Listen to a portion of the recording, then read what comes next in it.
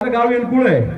आसाबा एलकुळ मध्ये नव्हती, पण मला ज्यावेळी दादांचा दुपारी फोन झाला तर दादांना मी म्हटलं पदगावची सभा मी येऊ का, तर दादांनी सांगितलं मी तुम्हाला फोन करतो. पण दादांच्या फोनची वाट न बघता फक्त विचारासाठी आणि या कार्यकर्त्यासाठी, झुंजणाऱ्या कार्यकर्त्यासाठी आपल्याला गेलं पाहिजे या भावनेतून एलकुळमध्ये सुद्धा बहुसंख्य लोक इथे उपस्थित आहेत. येणाऱ्या काळामध्ये आपल्याला ही परिवर्तनाची लढाई लढायची आहे. ही लढाई कुठल्या व्यक्तीच्या विरोधात नाही, ही लढाई फक्त आपल्या प्रवृत्तीच्या विरोधात आहे. या देशामध्ये चाललेल्या शाहू फुले आंबेडकरांच्या विरोधात जो विचार सुरू आहे आता, तो विचार आपल्याला थांबवायचा आहे. आणि परत एकदा शाहू फुले आंबेडकरांचा विचार पुढे घेऊन जाणारा कार्यकर्ता त्या जिल्हा परिषदमध्ये आपल्याला असला पाहिजे. सर्वसामान्यांच्या अडचणी समजून घेणारा कार्यकर्ता आपल्याला तिथं असला पाहिजे आणि आपल्याला होणाऱ्या अन्यायाला वाचा फोडणारा कार्यकर्ता असला पाहिजे. कोण म्हणतं की इतक्या मताचा रेट निघल, त्या मताचा रेट निघल. अरे आपला हा खटाव तालुका, हुतात्म्याचा तालुका हा विकला जाणारा तालुका नाही. हा कार्यकर्ता प्रत्येक जण स्वाभिमानी कार्यकर्ता आहे. त्यामुळे या दृष्टीची भाषा कोणी करू नये. येणाऱ्या काळामध्ये दादा तुम्ही जर संधी दिली तर तुमच्या सोबत मी 10 दिवस आता खटाव एलकुळमध्येच आहे. वेगवेगळ्या गोष्टी आपल्याला पुढे घेऊन जायचे आहेत आणि या खटाव तालुक्यातला आणि या विशेषतः कातरगाव गटाला आपल्याला निश्चित नाही द्यायचं आहे. आणि त्या दृष्टीनं आपण सगळे मिळून दादांना शब्द देऊयात की आपण सगळेजण आपण याच पद्धतीने काम करू. नक्की द्याल ना आपण सगळेजण साथ? आज जशी साथ दिली तशी द्याल ना साथ? आपली फक्त साथ पाहिजे दादांना. स्टेजवर शकील मुजावर आहे नाही हा महत्वाचं नाही, पण खाली बसलेला प्रत्येक कार्यकर्ता जो रात्रीचा दिवस करून पळतो त्या कार्यकर्त्याला न्याय मिळाला पाहिजे. या भूमिकेतून फक्त आपल्याला लढायचं आहे. आणि निश्चित दादा ही लढाई तुम्ही पुढे घेऊन जाल आणि परिवर्तनाची एक लाट या जिल्ह्यामध्ये, या तालुक्यामध्ये निश्चित आणाल अशी अपेक्षा व्यक्त करतो. निधीच थांबतो. जय हिंद, जय महाराष्ट्र.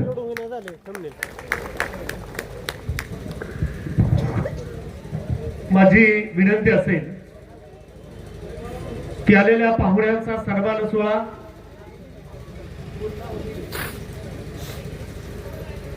थंबनेल का अपलोड होईल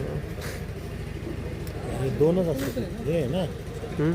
यानंतर माझी विनंती असेल की या कार्यक्रमाच्या निमित्तानं धनाजी जी लवळे आपण विनंती करतो की आपण या कार्यक्रमाच्या निमित्तानं संबोधित करावं. हे महामुंबईच्या जागेवर आपल्या सभेला सुरुवात झाली. मंडळी पुन्हा एकदा सज्ज होऊया. पलीकडच्या बाजूला उभा असणारी मंडळी माझी विनंती असेल की आपण एका बाजूला उभा राहून घेऊया किंवा आपण समोरील स्थानापन्न होऊन घ्या. फक्त तो फोटो आला पाहिजे. आदरणीय अभयदादा जगताप आणि त्यांच्याबरोबर कात्रखटाव पंचायत समिती आणि दरोज पंचायत समितीचे राष्ट्रवादी काँग्रेस पार्टी शरद पवार गट यांचे उमेदवार आणि आदरणीय व्यासपीठ, प्रत्येकाचं नाव घेणं गरजेचं आहे, परंतु कार्यक्रमाला उशीर झालेला आहे. आज या पळसगावमध्ये कोपरा सभा आहे असं कळल्यानंतर प्रत्येक ठिकाणी चलबिचल सुरू झाली. दादा वास्तव पाहताना ज्या वेळेला दादांचा माझा फोन झाला की काय करायचा निर्णय, वरिष्ठ नेते मंडळी आपल्याला गिनतील का, ह्या हिशोबानं दादा वरिष्ठ नेते मंडळींची गिनायची गरज लागत नाही, कारण ही सर्वसामान्य जनता ही तुम्हाला गिनती आहे, हे फक्त लक्षात असू द्या. आणि म्हणून आपल्याला जसं शकीलबाईंनी सांगितलं की आता माघार घ्यायची नाही, 100% माघार घ्यायची नाही. त्यासाठी पाहिजे तेवढी सर्वसामान्य कार्यकर्ता. आणि दादा मगाशी एक अतिशय सुंदर अशी बातमी आलेली आहे. कुठं मीटिंग झाली काय झाली मला माहित नाही, परंतु कार्यकर्त्यांचा फोन यायला लागला. आमच्यासारख्या सर्वसामान्य कार्यकर्त्याला आत्ताशी किंमत यायला लागली. काय यायला लागली? प्रत्येकाचं फोन यायला लागलं की आम्हाला मोकळं सोडलंय. आता आम्हाला मोकळं सोडलंय, तुम्ही काय जो निर्णय घ्यायचा तो घ्या. त्यासाठी दादा त्यांच्याशी सुद्धा तुम्हाला वेळ प्रसंगी चर्चा करावी लागल. आणि निश्चितपणानं यश हे आहे का, तर 100% आहे. यश कुठं जाणार नाही, कारण आता गंमत अशी झालेली आहे की त्या तोडीचा उमेदवार भाजपला तर हरवायचा आहे, पण भाजपला हटवण्यासाठी आपल्याला अभयदादा सारखा ताकदीचा उमेदवार असेल तरच भाजप हरणार आहे, हे सर्वांच्या लक्षात हळूहळू यायला लागलेलं आहे. त्यामुळे हळूहळू दादा जो तुम्ही निर्णय घेचाल त्याच्यामध्ये, माझं गाव कणसेवाडी, कणसेवाडी कडून तुम्हाला जो तुम्ही निर्णय घेचाल, ज्या वेळेला पहिल्या बैठकीत दादा सांगितलं होतं आपण 0 आहे, अजून काहीच नाही केलं तरी आपण आता 40% गेलोय. आता नंतर किती टक्क्यावर जायचं, काय जायचं ते नंतरचा विषय आहे. परंतु दादा तुमच्यामुळं आमच्यासारख्या सर्वसामान्य कार्यकर्त्याला खरोखर ताकद भेटणार आहे हे आम्हाला माहित आहे. तुम्ही सुशिक्षित आहात, तुम्ही असं उमेदवार लुंगसुंग कुठलं नाही, कारण तुमच्याकडे तेवढी दानत आहे. कारण नगरपालिकेमध्ये आम्ही बघितलं अनेक नेतं पळून गेलं, परंतु समोरच्याला टक्कर फक्त अभयदादाने दिली. असा लढवलेला कार्यकर्ता, आणि तो कार्यकर्ता आपल्या जिल्हा परिषद गटाला भेटतोय. त्यासाठी सर्वांनी ताकदीनं उतरावं एवढीच मी या ठिकाणी विनंती करतो. आणि अजून पुढं 27 तारखेनंतर बरंचसं मटेरियल आपल्याकडे शिल्लक आहे, ते हळूहळू प्रत्येक गावात गेल्यानंतर दादावी सांगतील. आणि आमच्यासारखा कार्यकर्ता सुद्धा या सर्वांची गटुळी आमच्याकडे आहेत, त्यांचं काय काय आहे गटुळं ते सारं आम्ही सांगणार आहे. परंतु आजची ही पहिली सभा आहे, त्याच्यामुळे आज काय जास्त बोलायचं नाही. 27 तारखेनंतर आपण सर्व सविस्तर बोलू. एवढं बोलतो आणि मी थांबतो. जय हिंद, जय महाराष्ट्र. धन्यवाद. कार्यक्रमाच्या प्रोटोकॉल नुसार अभयदादा आपला सन्मान या ठिकाणी होतोय. मी विनंती करतो की दादांचा सन्मान या ठिकाणी होतोय. बापूंना विनंती करतो, बापूंच्या शुभ हस्ते दादांचा सन्मान या ठिकाणी होतोय. सरपंच साहेब आपण समोर चला. चला अण्णा, दादांचा समस्त ग्रामस्थ पळसगावकरांच्या वतीनं सन्मान.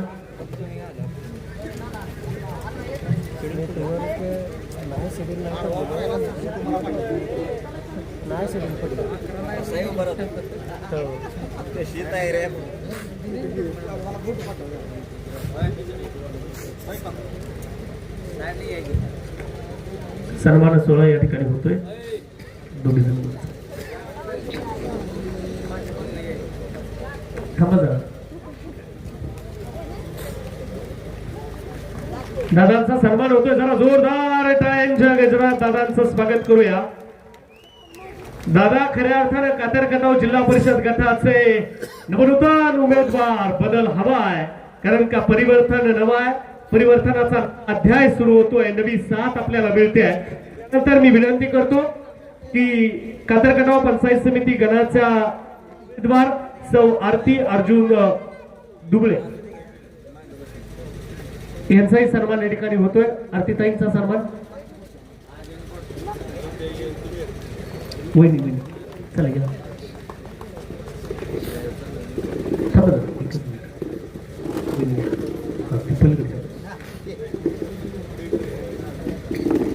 गुड क्वालिटी कशाला टाकली ते पेमेंट? टाळी वाजवा जरा जोरात. आपल्या पेमेंट टाकायचे असते अभयदादा उंड्या. गुड क्वालिटी काय ती नाही हो कमी सगळं. यानंतरचा सन्मान ज्यांचा होतोय ते कातरखटाव गणाचेच उमेदवार, पंचायत समिती गणाचे उमेदवार, दरुज पंचायत समिती गणाचे उमेदवार ऍडव्होकेट राहुल विष्णू निकम यांचा सन्मान या ठिकाणी होतोय. ऍडव्होकेट राहुल विष्णू निकम दोन्हीही उमेदवार अतिशय हुशार आहेत, अभ्यासू आहेत, यांचा सन्मान या ठिकाणी होतो. जरा टाळी वाजवा राहुल दादांसाठी. समोर समोर एक वेळेच्या अभावी आपण एवढे सन्मान घेतोय. त्यानंतर आपल्या सर्वांशी संवाद साधतायत. सन्मान सोहळा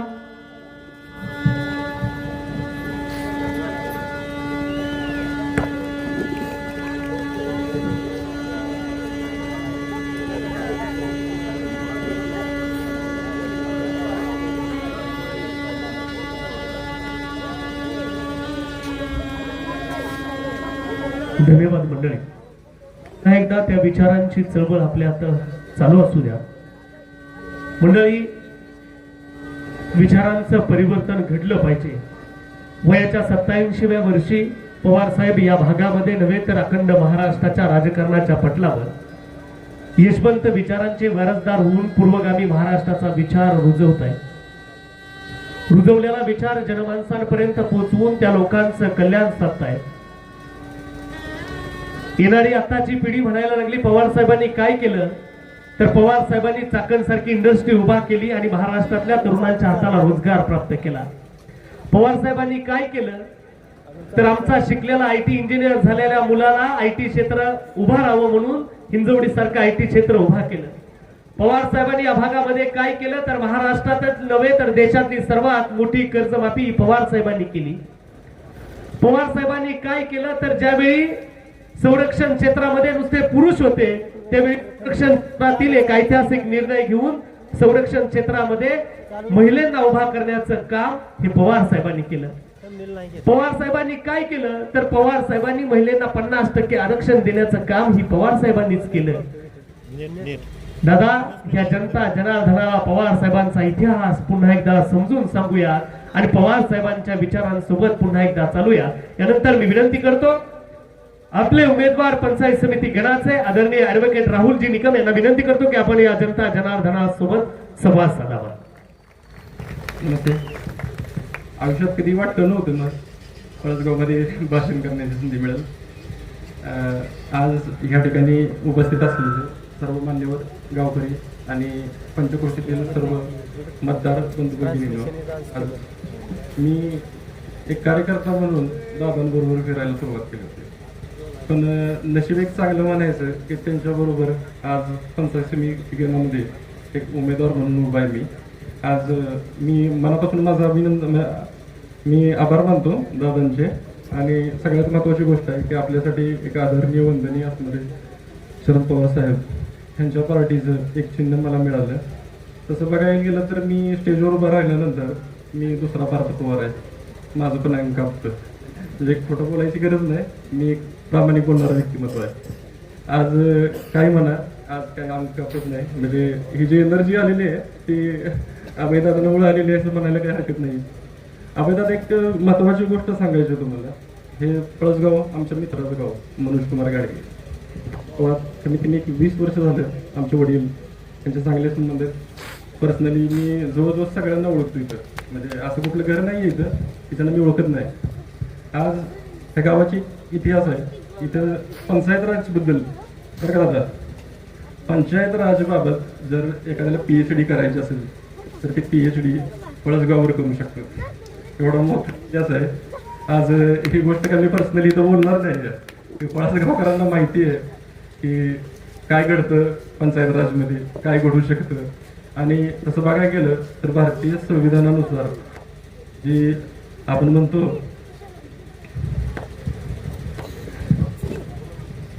पंचायत राज ही एक व्यवस्था आहे की त्यामध्ये आपल्या नागरिकांना दिलेले अधिकार हे योग्य पद्धतीने जपले जाण्यासाठी त्यासाठी कायदे आहेत. कायद्यानुसार बऱ्याच गोष्टी घडतात.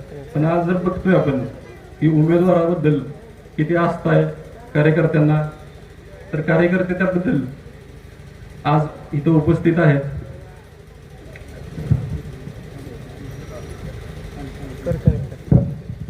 आता आली जरा रेंज.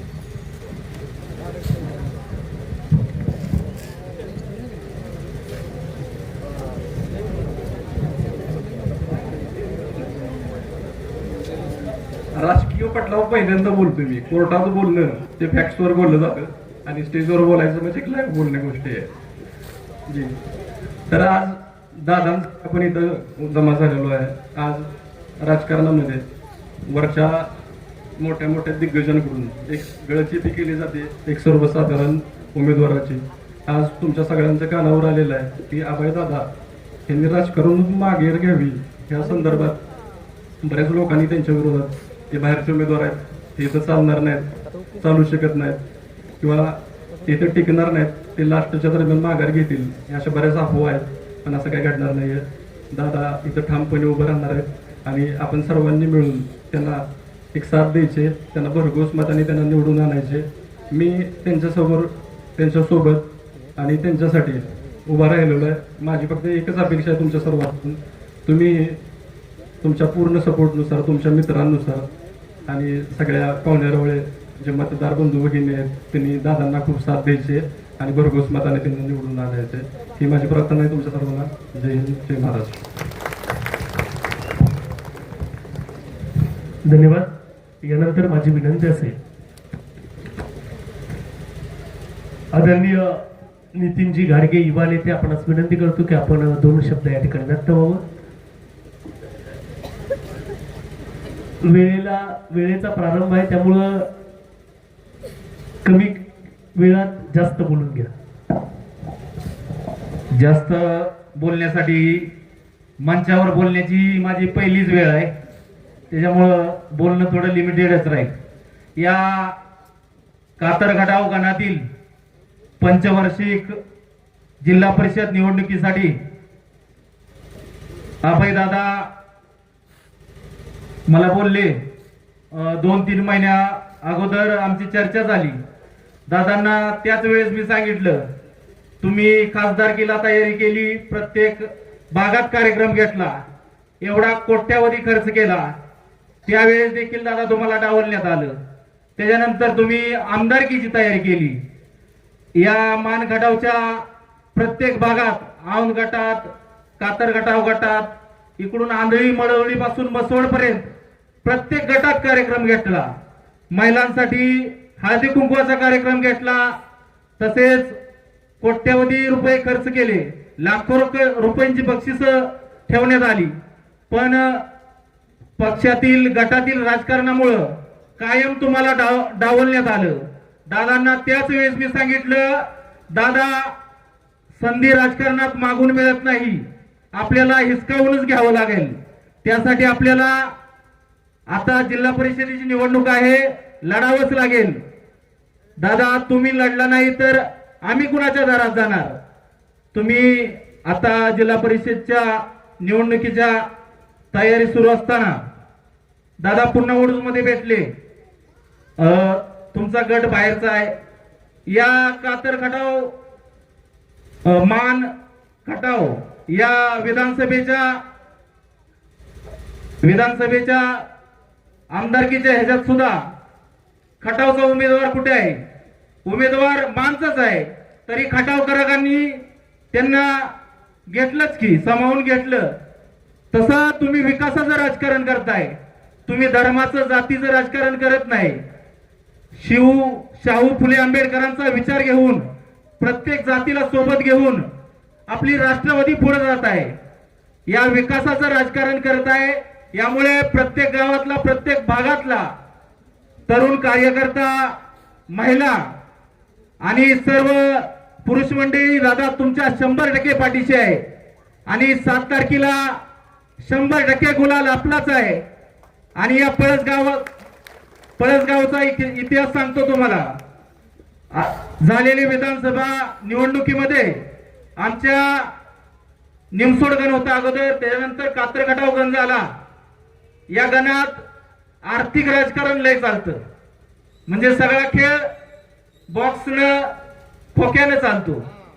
अशा राजकारणात देखील काही आर्थिक निधी नसताना या पळसगावने तुतारी चिन्हाला 100 मते लीड दिले आहे. 100 मतं. मग अगदी उमेदवार जेडपीचे जे उमेदवार निमसोड गटातले आहेत त्यांच्या वैयक्तिक गावात देखील ते मायनस आहेत. तरी या पळसगावचं एक वैशिष्ट्य आहे, तुतारी येते 100 मतांना लीडवर आहे. दादा या 100 मताच्या लीडचं रूपांतर 500 मतात होईल एवढी ग्वाही देतो आणि माझे 4 शब्द संपवतो. जय हिंद, जय महाराष्ट्र. धन्यवाद. यानंतर मी विनंती करतो डॉक्टर प्रशांतजी गोडसे की आपण आपलं मनोगत काही क्षणात या ठिकाणी मांडावं.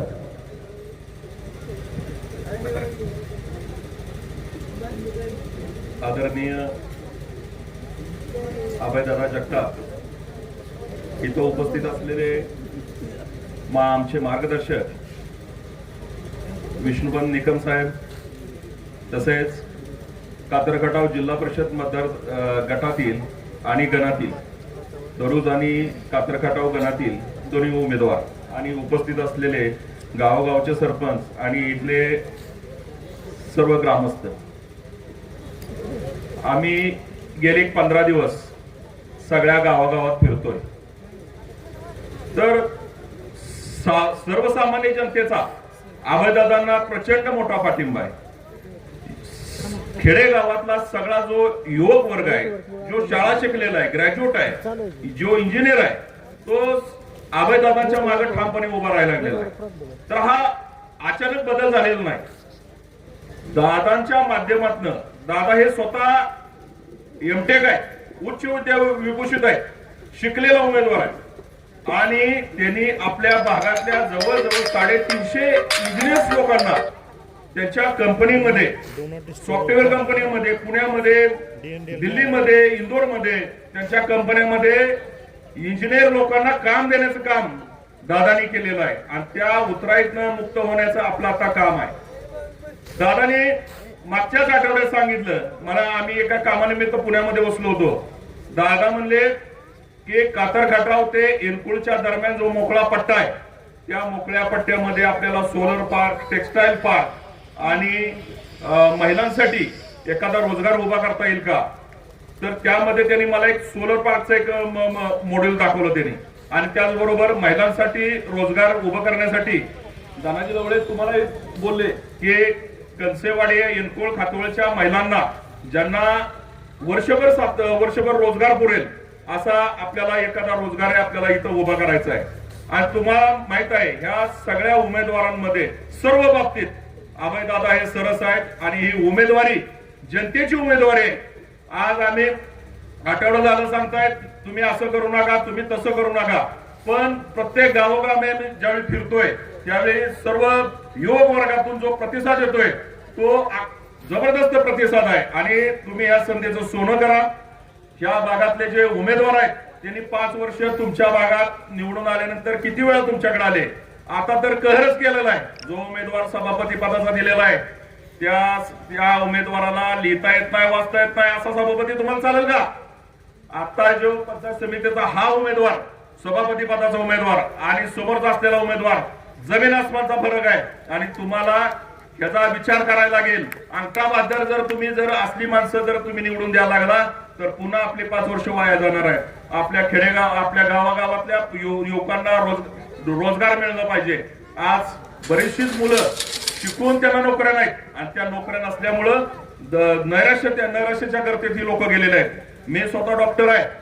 यातल्या बऱ्याचशाच लोकांचे माझे वैयक्तिक घरोबाचे संबंध आहेत. गेली 25 वर्षाचे माझे या गावामध्ये पाहुणे संबंध आहेत. दादा मला एक सांगायचं आहे तुम्हाला तळमळीनं की ह्या भागाचा कायापालट जर करायचा असेल तर सगळ्यात ताकदीचा उमेदवार कला, क्रीडा, सामाजिक, शैक्षणिक या सर्व बाबतीमध्ये जर आपल्या भागाचा बदल घडवायचा असेल तर अभयदादांशिवाय आपल्याला पर्याय नाही.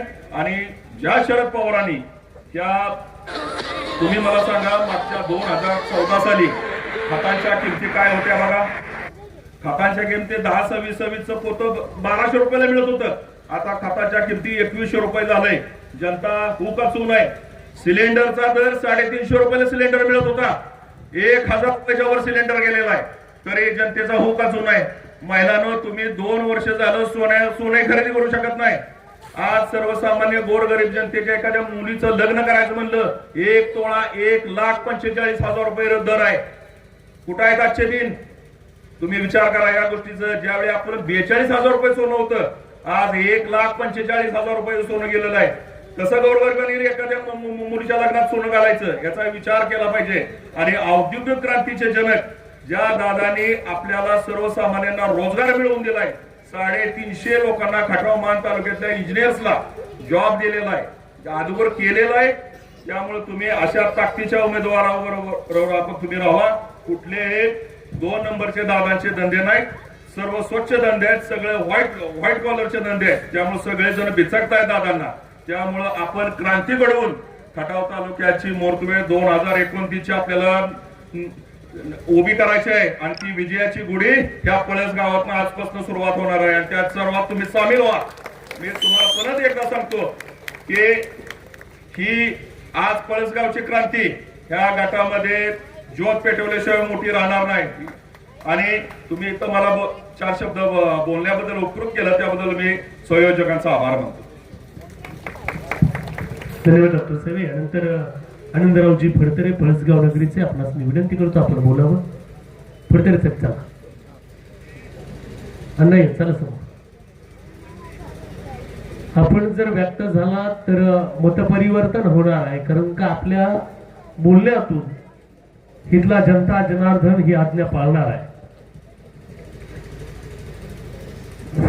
सर्व जमलेली मंडळी, बोलणारा कार्यकर्ता नाही, मी मत जमवणारा कार्यकर्ता आहे. गप्पा गोष्टी भाषण करून मी मत मिळवित नाही. उमेदवाराला किती मतं पडली पाहिजेत, आजूबाजूच्या गावाची कशी गाठ घेतली पाहिजेत, आजूबाजूचे दोस्त कसे जमा केले पाहिजेत, ह्याच्यातला मी कार्यकर्ता आहे. धन्यवाद. जे काय आहे दादा ते प्रामाणिकपणे त्यांनी व्यक्त झाले. यानंतर शंकरजी फडतरे खातवा आपणास विनंती करतो की आपण 2 शब्द व्यक्त व्हावं.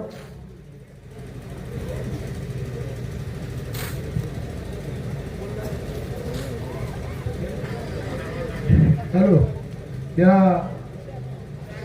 26च्या विधानसभेची इलेक्शन झाली. आता ही जिल्हा परिषद इलेक्शन असते. आता जिल्हा परिषद इलेक्शन असताना आम्हाला तसं भाऊंचं म्हणजे खात्रीशीर नव्हतंच. आम्हाला आम्ही आपलं गप्प बसलो होतो की कुणाचं काय होतं, कुणाचं काय होतं, नुसत्या अफवा ऐकत होतो नुसत्या. पण जेव्हा आज दादांचा फोन आला की पळसगावच्या सभेला या, दादा मी सभेला गेली केशवराव आमदार असल्यापासून मी या राजकारणात आहे. ही आमची टीम सगळी आजपर्यंत आमच्या बरोबर आहेच. काय आजपर्यंत आमची टीम आमच्या बरोबर आहे. मी भाऊसाहेब कुकेची 4 टर्म अगदी जवळ न पाहिजे काय. आणि ज्यावेळी तालुक्याची विधानसभेला बैठक बसली तेव्हा लोकसभेच्या बैठकीत मी पहिल्यांदा उठून सांगितलं होतं की आपणाला शरद पवारांच्या बरोबर जायचं आहे, आपणाला यावेळी अजित पवारांच्या बरोबर नाही जायचं. मी पहिल्यांदा वडूच्या सभेत सांगणारा कार्यकर्ता आहे. आणि मी फारसं काय बोलणार आहे, मला पळसगावचे सगळे लोक ओळखतात किंवा हे स्टेजवर असणारी बऱ्यापैकी लोक ओळखतात. मी जास्त काही वाईट नाही, पण आमच्या गावातला जरी उमेदवार असला तरी दादा तुमच्यासाठी 55 ते 60% उमेदवार मतदान तुम्हाला देईल नाही एवढी माहिती तो. आणि मला 2 शब्द संपवतो.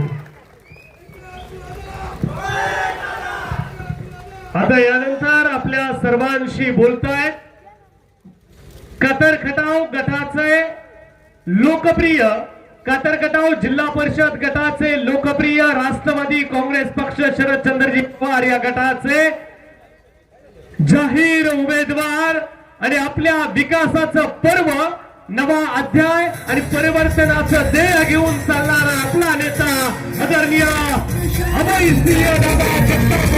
काही वाजवायची वाजत राहायचं अभयसिंह जगताप.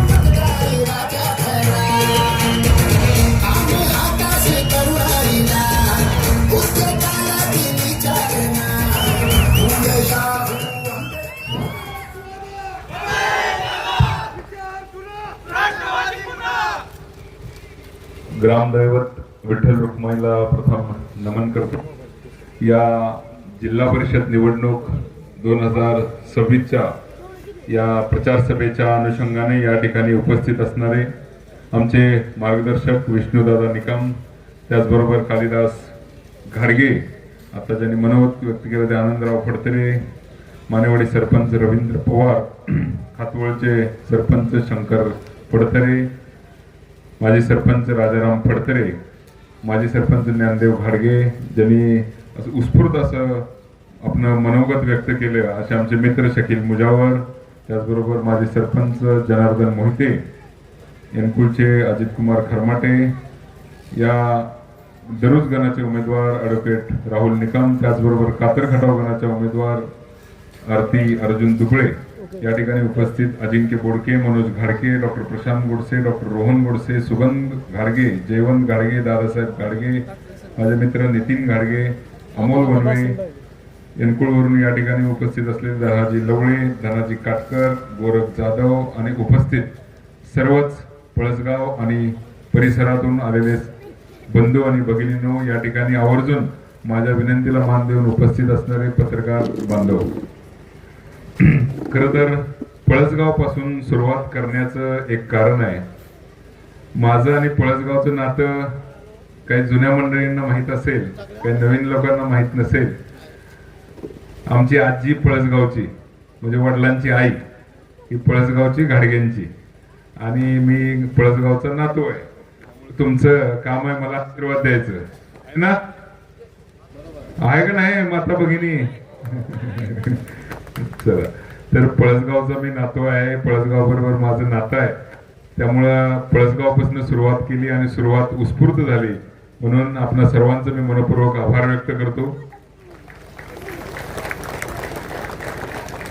या कुकुडवाड जिल्हा परिषद गटामध्ये उमेदवारीसाठी खरं तर माझं वैयक्तिक असं काही इच्छा नव्हती किंवा मी सुरुवात केली नव्हती, परंतु राष्ट्रवादी काँग्रेस पार्टी शरदचंद्रजी पवार पक्षाची धुरा जेव्हा मान आणि खटावचं मला अध्यक्ष केलं तेव्हा मी खटाव तालुक्यात फिरत असताना, हा पहिलं तर कातर खटाव गट हा नवीन झालेला गट आहे, बरोबर आहे की नाही, नवीन गट आहे, आणि या गटातून जेव्हा उमेदवारीच्या चर्चा होत होत्या तेव्हा विरोधी पक्षाचा उमेदवार इतका तगडा आहे आणि मग या बाजूला उमेदवारच नाही अशी एक परिस्थिती लोकांच्या मनांमध्ये निर्माण झाली होती, आणि लोकांनी स्वतःहून मला सांगितलं की तुम्ही या ठिकाणून उमेदवारी करा. म्हणून खऱ्या अर्थानं मी विचार केला की आपण या ठिकाणी कातर खटाव गटातून आपण जिल्हा परिषद लढवू शकतो, आणि म्हणून मी अनेक लोकांना भेटलो आणि सर्वांकडून जेव्हा उत्स्फूर्त प्रतिसाद आला तेव्हा मी उमेदवारीसाठी पुढाकार घेतला आणि सुरुवात केली. आताच अनेक वक्त्यांनी सांगितलं की नवीन कुणी जर नेतृत्व तयार होत असेल तर त्याला थोडासा त्रास होतो, आणि मी जेव्हा सुरुवात केली तेव्हा साहजिकच मला थोडा त्रास झाला. काही जुन्या जाणत्या लोकांनी अनेक प्रश्न उपस्थित केले की बाहेरचा उमेदवार आहे कसं होणार. मलाही वाटलं जरा थांबावं, परंतु लोक मला थांबू देत नव्हते, आणि लोकांनी मला इतकं उत्स्फूर्तपणे समर्थन दिलं आणि सांगितलं की तुम्हीच पाहिजे, आम्हाला काही सांगू नका. आता धनाजीरावांनी कसे बोलले बघितलं असेल, शकील कसे बोलले बघितलं असेल, आणि नितीन सुद्धा तुम्हाला कसा बोलला बघितलं असेल. त्यांची तळमळ आहे की तुम्ही इथं आलं पाहिजे, तुम्ही उमेदवारी केली पाहिजे, त्याशिवाय या भागातून काहीतरी नवीन घडणार नाही. आणि म्हणून मी शेवटी या सर्वांच्या विनंतीला मान देऊन हे निर्णय घेतला की आपण उमेदवारी करायची आणि खऱ्या अर्थानं या नव्या पिढीला घेऊन जिंकण्यासाठीच ही निवडणूक लढवायची. आम्ही जे उमेदवार दिलेले आहेत पंचायत समितीला ते इथे आहेत, जरा उभं राहा. आरती या आहेत आरती अर्जुन दुबळे, सामान्य घरातल्या आपल्या कातर खटाव मधल्या सामान्य घरातल्या उमेदवार आहेत. दुसऱ्या बाजूला शेठ लोक असतात, तुम्हाला लवकरच येतील पुन्हा एकदा प्रचाराला, पण आपल्याकडे सामान्य घरातल्या आरती दुबळे शिक्षित आहेत, त्या तुमच्यासाठी सभापती पदासाठी उमेदवार आहेत, ते चांगलं काम करतील अशी मला आशा आहे, आणि त्याला तुमच्या सर्वांची साथ मिळेल अशी मी आशा व्यक्त करतो. त्याचबरोबर पलीकडे दरुज गणातून ॲडव्होकेट राहुल विष्णू निकम दादांचे चिरंजीव आहेत. दादांनी पूर्वी जिल्हा परिषद 2002 ला लढवली होती, त्यामुळे दादांचा परिचित मतदारसंघ आहे. त्यांचे चिरंजीव आहेत ॲडव्होकेट राहुल निकम. बसा. तर असे तरुण उमेदवार घेऊन आपण जेव्हा मैदानात उतरत असतो तेव्हा जुन्या जाणत्यांना थोडस आवडत नाही, आणि हे साहजिक आहे, परंतु तरीही सर्वांच्या साथीनं मी ही निवडणुकीत पुढे जाण्याचा संकल्प केलेला आहे, आणि पळसगावकर नक्कीच माझ्या पाठीशी, आमच्या टीमच्या पाठीशी उभे राहतील असं मला खात्री आहे. डॉक्टर साहेबांनी आताच तुम्हाला सांगितलं की काय परिस्थिती आहे. तुम्ही बघताय गल्लीपासून दिल्लीपर्यंत आहे ना, तर गल्लीपासून दिल्लीपासून भाजप असताना गेल्या 10 वर्षात काय परिस्थिती झाली डॉक्टर साहेबांनी थोडक्यात मांडली. खताच्या किमती कशा वाढल्या, सिलेंडरच्या किमती कशा वाढलेल्या आहेत, पेट्रोलचे भाव कसे वाढलेले आहेत, महागाई कशी वाढलेली आहे, आणि दुसऱ्या बाजूला रोजगार कमी झालेला आहे. रोजगारात आपला देश सगळ्यात जास्त बेरोजगार देश म्हणून ओळखला जातो. भूकमरीमध्ये आपला सगळ्यात जास्त भूकमरी इंडेक्स मध्ये आपला देश खाली आहे, गरिबीमध्ये खाली आहे, म्हणजे आंतरराष्ट्रीय स्तरावर आपला देश अत्यंत खाली गेलेला आहे. तर सगळीकडे कमळ कमळ कमळ आपण मत देतो, पण दुसऱ्या बाजूला आपला देश आपल्या हातानं या देशातली लोकशाही आपण संपवतोय, आपल्या देशाला आपण गाळात टाकतोय, आणि अशा परिस्थितीमध्ये कुणीतरी लढलं पाहिजे. म्हणून शाहू फुले आंबेडकर यांचा विचार, पुरोगामी विचार घेऊन जाणारे आपले सर्वांचे आदर्श शरद पवार साहेब यांच्या मार्गदर्शनाखाली मी हा लढा चालू ठेवण्याचा निर्णय घेतला. एका बाजूला धर्मांध शक्ती आहेत, धर्माच्या नावाखाली आपल्याला वेडं केलं जातं, आणि धर्माच्या नावाखाली मतं मिळवून सत्तेत येतात. सत्तेत येऊन सर्व संस्था त्यांनी ताब्यात घेतल्या आहेत, पोलीस यंत्रणा आहे, न्यायालय आहे, सगळे ताब्यात घेऊन एक प्रकारे हुकुमशाही आणलेली आहे. तुमच्या तालुक्यात सुद्धा अनेक प्रकरणं झालेली आहेत. तुम्ही बघितलं असेल, खोट्या केसेस दाखल केल्या जातात. साधं व्हॉट्सअपवर कोणी पोस्ट फॉरवर्ड केलं या आमदारांच्या मंत्र्यांच्या विरोधात तर त्याला 5-5 दिवस जेलमध्ये टाकलं जातं. ही हुकुमशाही आहे आणि या हुकुमशाहीच्या विरोधात तुम्ही जर आज नाही लढला तर येणाऱ्या काळात तुमची मुलं अक्षरशः गुलामगिरीत त्यांना जगावं लागेल. त्यामुळे तुम्ही समजून घ्या, या हिंदुत्वाचा विळखा सुद्धा तुमच्यावर बसला. विशेषतः महिला सर्व धर्मांमध्ये महिलांना दुय्यम स्थान दिलं जातं. हिंदू धर्मामध्ये पण काय परिस्थिती वेगळी नाही. या हिंदुत्वाच्या नावाखाली हळूहळू वेगवेगळ्या रूढी परंपरा तुमच्या दारात येणार आहेत आणि तुम्ही त्याला काही करू शकणार नाही. उदाहरणच सांगायचं झालं तर 31 डिसेंबर साजरा करू नका, कारण 31 हे वर्ष आपलं नाही आहे. गुढीपाडवा साजरा करा. आपल्याला खरं वाटायला लागतं. परत हळूहळू म्हणतात 14 फेब्रुवारीला व्हॅलेंटाईन डे मुलं साजरा करतात. ते आपल्या देशात चालणार नाही, आपल्या कल्चरमध्ये चालत नाही. ते बंद करा. हळूहळू म्हणतात मंदिरामध्ये जाताना महिलांनी साडीच घातली पाहिजे. आपल्याला खरं वाटायला लागतं. हळूहळू आपण त्याला म्हणतो की हा बरोबर आहे, महिलांनी साडीच घातली पाहिजे. हळूहळू म्हणतात की मुली कॉलेजमध्ये जाऊन जीन्स पॅन्ट टी शर्ट घालतात, ते घातलं नाही पाहिजे. त्यांनी इंडियन ड्रेस, भारतीय ड्रेस घातला पाहिजे. आपल्याला खरं वाटायला लागतं. असं हळूहळू आपल्यावर एक बंधनं लादली जातात धर्माच्या नावाखाली आणि आपल्याला या अंधश्रद्धेच्या विळख्यात टाकण्याचं काम या RSS वादी पक्ष करण्याचा प्रयत्न करतात. आणि या धर्मांधतेच्या विळख्यात जर तुम्ही एकदा अडकला तर पुन्हा यातनं बाहेर पडायला हजारो वर्ष लागतात. तुमच्या माहितीसाठी सांगतो, गौतम बुद्धांनी या मनुस्मृतीच्या किंवा या धार्मिक विळख्यातनं बाहेर पडायचा प्रयत्न केला. तिथून ते डॉक्टर बाबासाहेब आंबेडकरांना 2500 वर्ष लागली, तेव्हा कुठं अस्पृश्यता गेली. लक्षात घ्या, हा जो विळखा आहे ना, हा अंधश्रद्धेचा विळखा इतका जोरात बसतो की परत 2-2 हजार वर्ष आपण यातनं बाहेर येऊ शकत नाही. म्हणून कुठंतरी पुरोगामी विचार, शास्त्रावर आधारित, सायन्सवर आधारित विचार या देशात रुजला पाहिजे. देशात उद्योग वाढले पाहिजेत. या देशात युवकांना रोजगार मिळाला पाहिजे. म्हणून कुठेतरी आपल्याला ही भाजपची घोडदौड थांबवली पाहिजे. पुरोगामी विचाराने, शिवशाहू फुले आंबेडकर यांच्या विचाराने चाललं पाहिजे. आणि म्हणून मी या चळवळीचा भाग झालोय आणि स्वतः लढण्याचा निर्णय घेतला.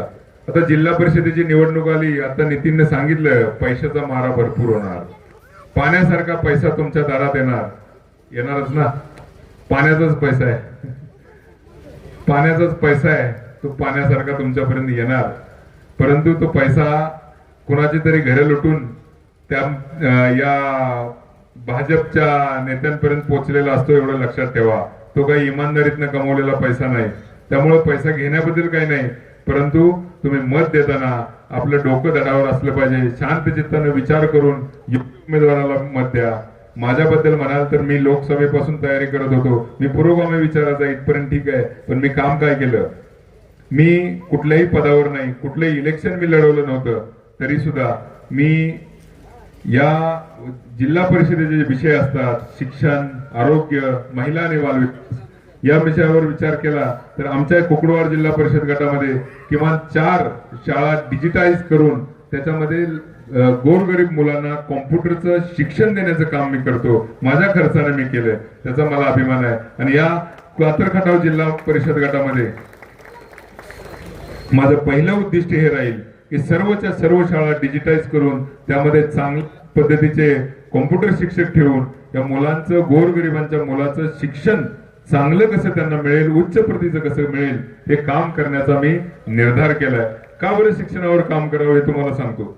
खरं तर गोरगरीब लोकांना जर त्यांच्या दारिद्र्य रेषेतून बाहेर पडायचं असेल तर एकच आशेचा किरण असतो, तो म्हणजे त्यांचा मुलगा किंवा मुलगी जर शिकली, एखादी अधिकारी बनली, एखाद्या मोठ्या कंपनीत नोकरी लागली, एखादा उद्योग त्यानं उभं केला तर कुठेतरी गोरगरिबांचं कुटुंब दारिद्र्य रेषेतून बाहेर येऊ शकतं. म्हणून आपल्याला खऱ्या अर्थानं जर काम, कशावर इन्व्हेस्टमेंट, कशावर जर आपली गुंतवणूक करायची असेल तर ती आपण आपल्या मुलांवर केली पाहिजे, त्यांच्या शिक्षणावर केली पाहिजे असं मला वाटतं. म्हणून गोरगरीब घरातली मुलं चांगलं शिक्षण घेतलं पाहिजे या विषयावर मी नेहमी काम करतो. आणि त्या विषयाचं पहिलं काम कातर खटाव जिल्हा परिषद गटातल्या सर्व शाळा डिजिटाईज करून करण्याचा मी निर्धार आणि संकल्प केलाय. त्याचबरोबर दुसरा विषय असतो महिला. महिलांच्या विषयी बोलायचं झालं तर मी आमच्या भागामध्ये काय केलं ते सांगतो आणि परत काय करणार आहे ते सांगतो. माझी शिवसंकल्प नागरी सहकारी पतसंस्था आहे. त्या पतसंस्थेच्या माध्यमातून मी 25 महिलांना 20 शेळ्यांचे प्रकल्प त्यांचे उभा करून दिले आणि शेळी पालनाचा व्यवसाय त्या महिलांनी चांगल्या पद्धतीने सुरू केला.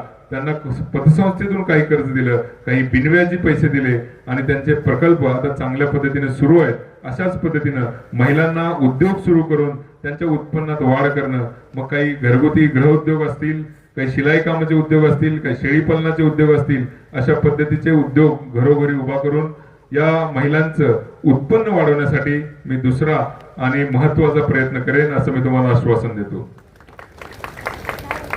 त्याचबरोबर या भागातली आरोग्य व्यवस्था सुधारावी, या भागातले ग्रामीण रस्ते सुधारावेत, यासाठी सुद्धा मी प्रयत्न करेन. आणि विशेषतः पळसगाव भागामध्ये एक कॅनल आहे, तो कॅनल खालच्या बाजूने जातो, त्यामुळे वरच्या बाजूचं अनेक मोठं क्षेत्र हे पाण्यापासून वंचित आहे. तर तिथून छोटी का होईना एक लिफ्ट इरिगेशन करून वरच्या बाजूला वंचित भागात पाणी पोहोचवण्यासाठी मी प्रयत्न करेन, एवढे एक तुम्हाला आश्वासन देतो. मी या स्टेजवर तुम्ही बघितलं असेल, कुठलेही आमदार, खासदार किंवा मोठे नेते नाहीत. आम्ही युवा वर्गानं, तरुणांनी ही चालू केलेली चळवळ आहे आणि या चळवळीत तुम्ही साथ द्यावी अशी मी विनंती करतो. छत्रपती शिवाजी महाराजांनी सुद्धा तोरणा सर केला, तेव्हा कोणी त्यांच्याकडे खूप मोठे योद्धे नव्हते. तरुण मावळ्यांनी पहिला किल्ला सर केला आणि तिथूनच स्वराज्याची मुहूर्त मेढ लावली. तसंच तुमचा आशीर्वाद जर आमच्या पाठीशी राहिला तर या खटाव आणि मान भागात एका नवीन नेतृत्वाचा जन्म होईल, एवढंच मी तुम्हाला एक आश्वासन देतो आणि थांबतो. जय हिंद, जय महाराष्ट्र. पळसगावच्या अनेक कार्यकर्त्यांचं नाव घ्यायचं माझ्याकडून चुकून राहिलं. भानुदास फडतरे माझे चेअरमन, त्याचबरोबर दत्तात्रय फडतरे, दशरथ शिवाजी फडतरे, महादेव फडतरे शेठ, बाबासाहेब पवार दातेवाडीचे, त्याचबरोबर मनोहर जाधव, संदीप तुपे, सुदाम लावण आणि उपस्थित सर्वच ज्यांचे नाव मी या ठिकाणी घेऊ शकलो नाही. माझी ही पहिलीच मीटिंग पळसगावमध्ये आहे. अनेकांना मी वैयक्तिक ओळखत नाही, अनेकांनी मला फक्त पोस्टर, बॅनर आणि सोशल मीडियावर बघितले. हळूहळू मी जोपर्यंत जसा तुमच्या घरापर्यंत पोहोचेन तसा मी तुम्हाला तुमच्या घरातला वाटेन अशी मी तुम्हाला खात्री देतो. तुमच्या भावासारखा, मुलासारखा आहे आणि तुम्ही आम्हाला सर्वांना आशीर्वाद द्याल एवढीच मी आशा व्यक्त करतो आणि थांबतो. जय हिंद, जय महाराष्ट्र. धन्यवाद दादा.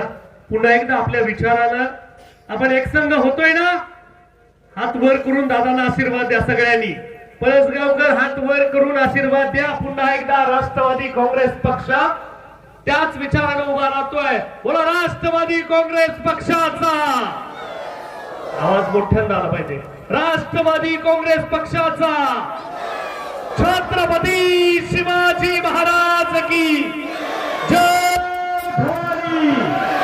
पुन्हा एकदा आपण सर्वजण आपल्या सर्वांचे मनापासून आभार मानतो आणि पुन्हा एकदा येत्या 5 तारखेला तुतारी चिन्हावरील बटन दाबून आमच्या सर्व उमेदवारांना प्रचंड बहुमताने निवडून द्या आणि येत्या 7 तारखेला विजयाचे साक्षीदार होण्यासाठी आपण सर्वजण या. पुन्हा एकदा आपल्या सर्वांचे मनापासून मनपूर्वक आभार. धन्यवाद.